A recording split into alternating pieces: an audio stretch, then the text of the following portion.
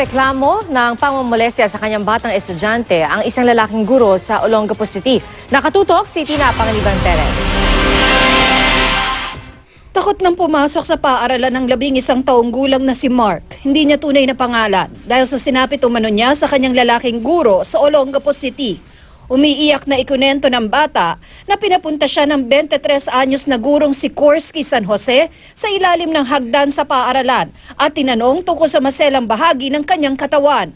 Hinawakan daw ng guro ang kanyang ari at pagkatapos ay pinilit daw siyang bigyan ng 100 piso na kanya raw pambaon. Naisumbong na sa pamunuan ng Olongapo City National High School ang nangyari. Ginusto ko po sana talaga na ipatawag yung teacher para maging fair sa kanya, kaya lang nag-beg off muna yung parents na hindi daw sila makikipagkita o makikipag-usap muna. Narelieve na sa kanyang tungkulin si San Jose at inireport na ang kaso sa DepEd Division Office. Kanya, in-inform ko siya that I am going to relieve him from that class, give him another assignment. Disbayado ang pamilya ng biktima sa desisyon ng paaralan. Kung nandun pa rin yung teacher, malayang nakakapagturo dun sa school, may tendency po na magkasalubong sila ro. So nandun pa rin yung takot ng bata.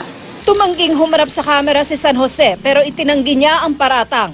Tinanong lang daw niya ang bata kung ito'y nagpatuli na dahil sa medical certificate nito nang lumiban sa klase dahil sa urinary tract infection. Sinampahan na ang guro ng reklamong acts of lasciviousness. Hinihintay na rin ang rekomendasyon ng DepEd Regional Office kaugnay sa reklamo. Tina Panganiban Perez, nakatutok, 24 oras.